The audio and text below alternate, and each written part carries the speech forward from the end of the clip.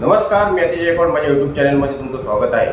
मित्रांनो, तुम्ही विचार टायटल वाचत असेल की अलिबाग मूळचे आमदार महेंद्र दळवी आणि रायगडचे जिल्हा प्रमुख राजा केनी यांच्यामध्ये वाद झालेला आहे आणि ते राष्ट्रवादी काँग्रेसमध्ये जाणार.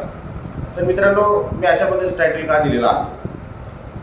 आजच 20 तारखेला मुरुड येथे मुरुडचे अध्यक्ष डोंगरीकर यांनी कार्यक्रम आयोजित केलेला आहे आणि त्या कार्यक्रमाचं रूपरेषा मित्रांनो अशी असणार आहे की आमदारांच्या मार्गदर्शनाखाली शिवसैनिकांचा संवाद मेळावा, आभार सभा व आढावा बैठक याबाबत मार्गदर्शनाखाली आमदार महेंद्र दळवी यांचे उपस्थित होणार आहेत. या बैठकीला आमदार यांच्या पत्नी मानसीताई आणि उपजिल्हा प्रमुख हर्षेट बेलोसे हे उपस्थित राहणार आहेत.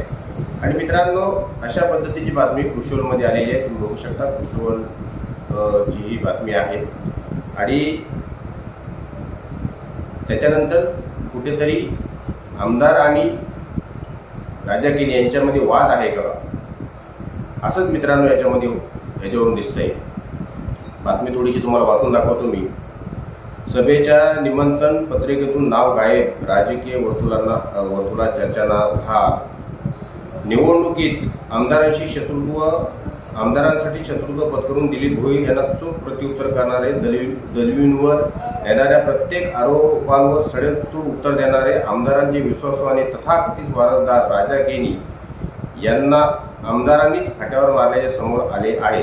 शिवसेना शिंदे गटाचे आमदार महेंद्र दळवी यांचा विश्वासू तथा जिल्हा प्रमुख राजा केनी यांचे काहीतरी बिनसले असल्याची चर्चा गेल्या काही दिवसापासून सुरू होती.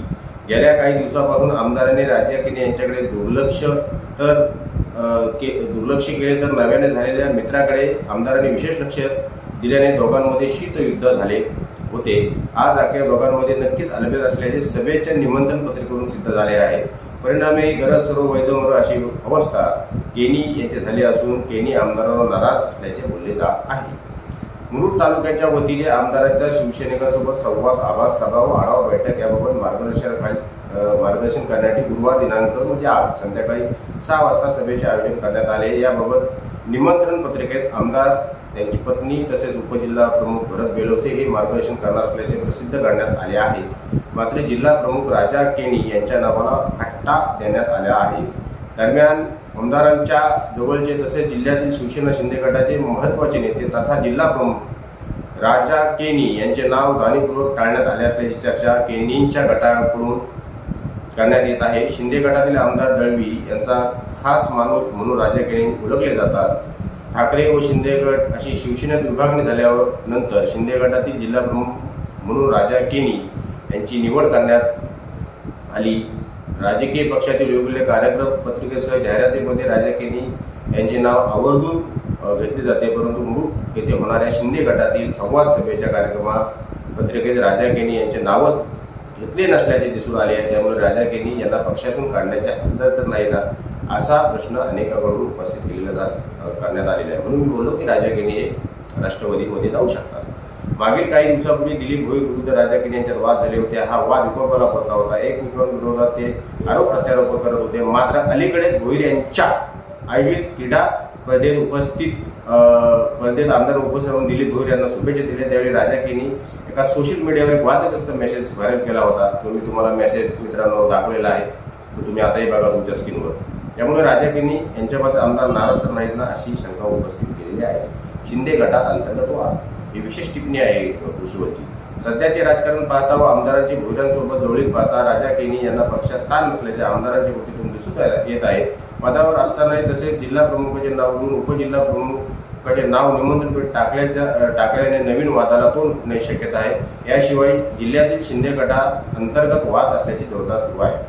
तर मित्रांनो, अशा पद्धतीची बातमी आहे आणि म्हणूनच मी अशा पद्धतीने टायटल दिलेलं आहे की कृषीवलमध्ये ही बातमी आलेली आहे. आणि एक मला वाटते अलिबाग मूळ मतदारसंघातील कार्यक्रम, बाहेरचा कार्यक्रम असता तर आपण मान्य केला असतो. अलिबाग मूळ मतदारसंघातील कार्यक्रमाच्या निमंत्रण पत्रिकेमध्ये राजा केनी यांचं नाव नाही आहे. ही खरोखरच एक दुर्दैवाची बाब असू शकते, कारण की राजा केनी आणि आमदार यांचे संबंध तुम्हाला चांगल्या पद्धतीने माहिती आहे. अशा पद्धतीने राजा केनी हे आमदारांच्या सोबत सतत पाठीमागे उभे राहिलेले आहेत. राष्ट्रवादीमध्ये असताना आमदारांसोबत ते होते, नंतर ते राष्ट्रवादीमध्ये शिवसेनेमध्ये गेले, पुन्हा ते आमदारांसोबत शिवसेनेमध्ये गेले, नंतर शिवसेनेमधून आमदार शिंदे गटामध्ये गेले, नंतर पुन्हा राजा केनी हे शिंदे गटामध्ये त्यांच्यासोबत गेले, म्हणून ते त्यांच्यासोबत कायम असतात. आपण पाहिलं असेल तर मागच्या टायमाला मी सुद्धा त्यांच्यासोबत राजा केनी आमदार एका गाडीतून प्रवास करून पाणी येथे कार्यक्रमाला गेलेलो होतो. त्यावेळी आमदारांनी स्वतः फोन लावून राजा केनी यांना सोबत येण्यासाठी सांगितलं होतं आणि त्यानुसार राजा केनी हे त्यांच्याच गाडीतून त्यांच्या गुरुशेतून राजा केनी यांना त्यांनी घेतलेलं होतं.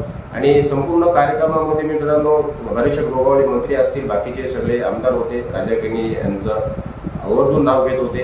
आणि मित्रांनो एवढा मोठा एक शिंदे गटातील जिल्ह्यातील नेता आणि त्याच्याच मतदारसंघामधील अलिबाग मुरुड रोहा मतदारसंघातील एका मुरुड तालुक्यामध्ये एक आभार प्रदर्शनाचा कार्यक्रम होत असेल आणि त्या आभार प्रदर्शनाच्या कार्यक्रमामध्ये उपजिल्हा प्रमुखाचं नाव जर टाकलं जात असेल आणि आमदारांचं नाव टाकलं जात आहे, आमदारांच्या पत्नीचं नाव टाकलं जात आहे आणि जिल्हा प्रमुखाचं नाव टाकलं न जात, याच्यावरून मित्रांनो काहीतरी अंतर्गत वाद आमदार आणि राजा केनी यांच्यामध्ये आहे असं शोलमध्ये म्हटलेलं आहे आणि ते असूही शकतं.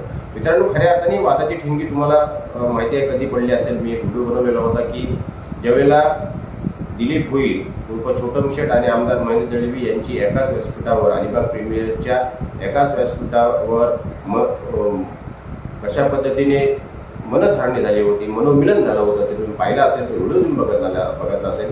व्हिडिओ जवळजवळ 11-12 लोकांनी पाहिला. आणि मित्रांनो राजा केनीने जी वादग्रस्त पोस्ट केली होती त्याच्यानंतर खऱ्या अर्थाने मित्रांनो अशा पद्धतीने बातम्या हळूहळू बाहेर येत आहेत. असं मित्रांनो खरोखर अंतर्गत वाद राजा केनी यांच्यामध्ये आहे की नाही देऊ जाणो, परंतु एक निमंत्रण पत्रिकेमध्ये अशा पद्धतीने आमदार राजा केनी यांचं नाव त्या मुरुड तालुक्यातील अध्यक्ष ऋषिकांत डोंगरेकर टाकत नसतील तर ते कोणाच्या सांगण्यावरून टाकत आहेत.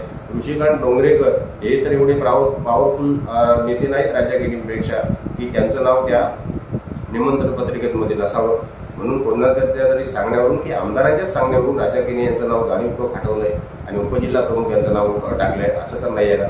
मित्रांनो खऱ्या अर्थाने जर पाहिलं तर राजा दिलीप भोईर उर्फ छोटम शेठ हे ज्यावेळेला आमदार महेंद्र दळवी आणि दोघेजण भेटले त्याच्यानंतर ते शिंदे गटामध्ये असेल अशा सगळीकडे चर्चा होत्या.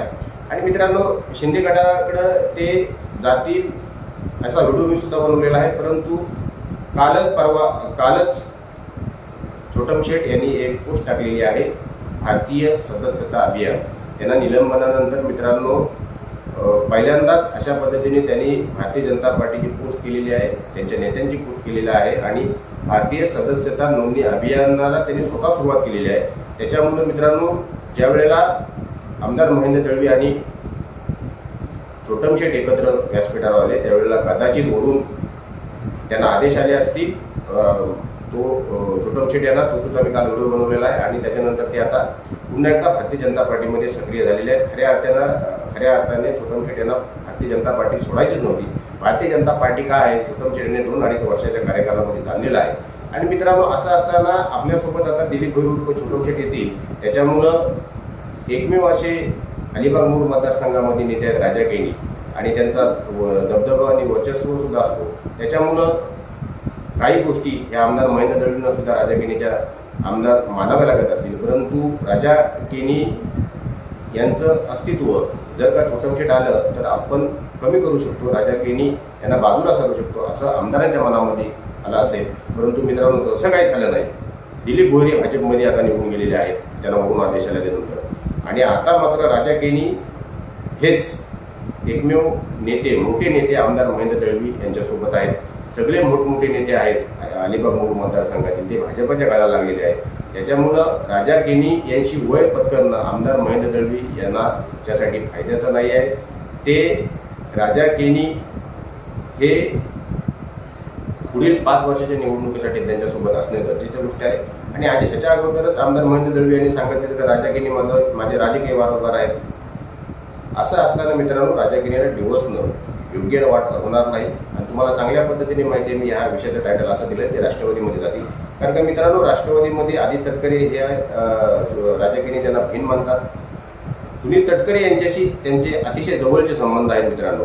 आणि असं असताना मित्रांनो, जर कुठेतरी राजा केनी यांना जर का डावललं गेलं तर मात्र राजा केनी असा छोटा लुचपुंजा माणूस नाही आहे की तो गप्प बसेल. तो सक्षम व्यक्तिमत्व आहे आणि एक मतदारसंघाचं पण नेतृत्व करू शकतो अशा पद्धतीचं व्यक्तिमत्व आहे. सगळीकडे चर्चेला जाणारं व्यक्तिमत्व आहे. माझी आणि त्याची मैत्री तुम्हाला कशी आहे ते माहितीच आहे. त्याच्यामुळे मित्रांनो, येणाऱ्या कार्यकालामध्ये जर राजा केनी राष्ट्रवादीमध्ये वगैरे गेले तर त्याच्यामध्ये काही दुमत तुमचा असायला नाही पाहिजे, कारण की अशा पद्धतीचा अगोदरच व्हिडिओ मी तुमच्यासमोर बनवून मित्रांनो इथं ठेवलेला आहे. असो मित्रांनो, खरोखरच राजा केनी नाराज आहेत का, आमदार त्यांच्यावर नाराज आहेत का, की राजा केनीच आमदार त्या व्यासपीठावर गेले छोटम शेट यांच्या, त्याच्यामुळं राजा केनी नाराज आहेत का, हे असे कित्येक प्रश्न आता उपस्थित राहतील मित्रांनो. ही एक छोटीशी बातमी कृषोलमध्ये आलेली होती, त्यांच्या कृषोल डिजिटलमध्ये. त्यांच्या माध्यमातून थोडंसं विश्लेषण करून पुढं काय होऊ शकतं, मिस्टर राजा केनी हे यांना अंतर्गत दाबलं जाऊ शकतं अशा पद्धतीचं ते व्यक्तिमत्व नाही. ते लगेच पुढं काही ना काहीतरी मार्ग शोधू शकतात आणि त्यांच्याकडे पर्याय भरपूर आहेत. आणि कशा पद्धतीने आमदार महेंद्र दळवी आणि सुनील तटकरे यांचे वाद विकोपाला गेलेले आहेत. त्याच्यामुळं जर का सुनील तटकरे ना राजा केनी जर सुनील तटकरे सोबत राजा केनी जात असतील तर सुनील तटकरेंना विधान परिषदेची उमेदवारी आमदाराची सुद्धा द्यायला सुनील तटकरे कमी नाही करणार. त्यांना अलिबागमध्ये मुरुडमध्ये एक चेहरा पाहिजे, तो 2029च्या लोकसभेच्या निवडणुकीला त्यांना मदत करेल. त्याच्यामुळं आमदार यांनी सावधतेने पावलं उचलायला पाहिजे. आमदार फार हुशार आहेत, त्यांच्या कधीही चुकीची पावलं पडत नाही. परंतु दिलीप भोईर छोटम शेट यांच्या व्यासपीठावर गेल्यानंतर आमदारांचे शिवसैनिक त्यांच्यावर नाराज आहेत असे सगळीकडून बोललं जात आहे. त्याच्यामुळे मित्रांनो, ज्या पद्धतीने शकापणी चुका केल्या तशा पद्धतीच्या आपण ज्यावेळेला दोनदा निवडून आल्यानंतर त्याच चुका करतोय का, ह्याचं आत्मपरीक्षण सुद्धा आमदारांनी करायला पाहिजे असं मला वैयक्तिक वाटते मित्रांनो. याच्यामध्ये अजून जास्त काही सांगायचं राहिलेलं नाही मित्रांनो. तुर्ता तिथेच थांबतो. जर काम आवडलं असेल लाईक करा, शेअर करा, सबस्क्राईब करा. धन्यवाद.